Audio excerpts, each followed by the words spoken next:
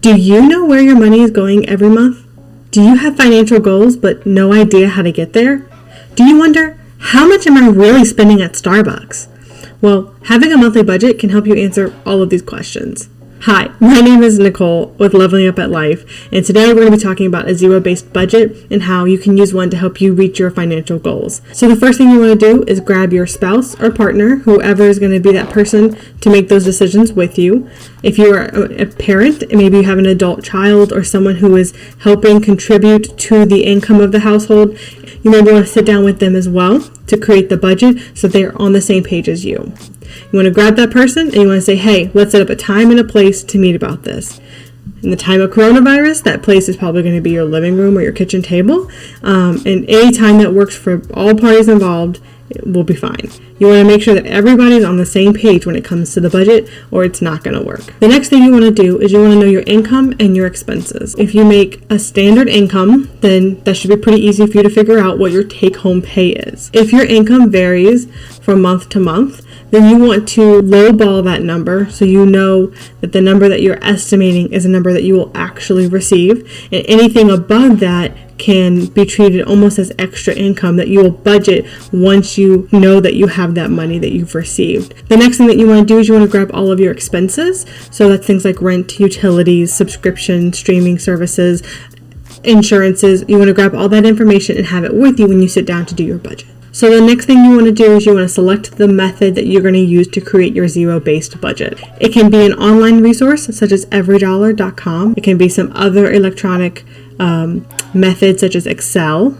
or you can even do it on paper. Some people like to write things out and kind of see it in front of them. That's also fine. Whatever you can use to make sure that you can stay on budget and that you can use the budget will work. And the last thing that you want to do is to create your budget. And you're probably thinking, well, yeah, Nicole, you want to create a budget. So how do we create the budget?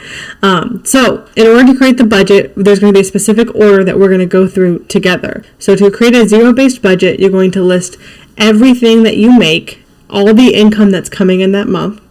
Then you're going to set all of the expenses for that month. And after you take the income minus your expenses, the result should be zero. After doing all of our expenses, we have a negative number. That means we have too many expenses. We either need to increase our income or eliminate some of the expenses that we have. If at the end of the month we have extra money, we have a positive amount, that means that we need to assign those dollars somewhere. So we need to either put them towards a financial goal, we need to put them towards something fun. We just need to make sure that every dollar that we make is being assigned somewhere. Because if it's not being assigned somewhere, it's just sitting in your account doing nothing. And we want it to do something. And that something can be whatever we want. That's the beauty of a budget. Creating a budget. Sit down with your partner at the time that you have set.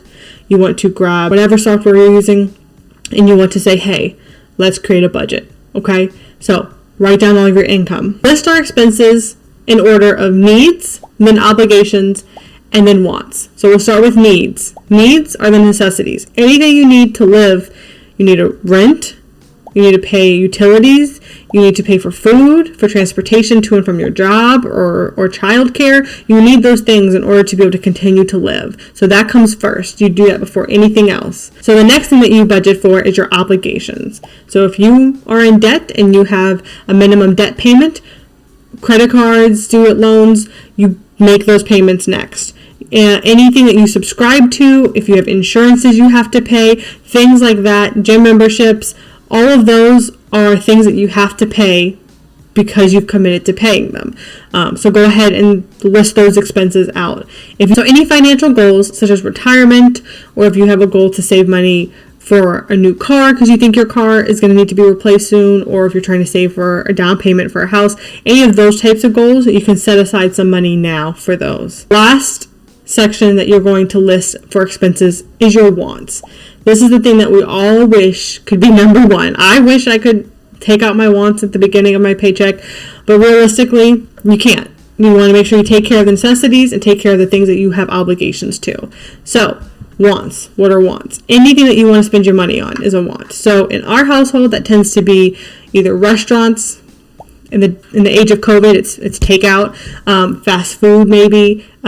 Entertainment used to mean things like going to the movies, but now it's maybe spending money on video games. After you list your income, after you list all of your expenses in the order of needs, then obligations, then wants, that income minus those expenses should equal 0. Again, zero-based budget. We want everything at the end to equal 0. That way we can be assured that every dollar we made, we know what we did with it. Alright, if you like this video on how to do a budget, go ahead and like the video. Go ahead and subscribe if you want to get updates on our fitness, finance, and family-centered goals. If you still had questions, go ahead and comment down below. If you are confused about something, or maybe you have suggestions on how to create your own budget. We are going to have some other videos probably floating next to my head on personal finance and other things that we have put out on this channel. So go ahead if you're interested and check those out. Thanks for watching this video, and we'll see you later.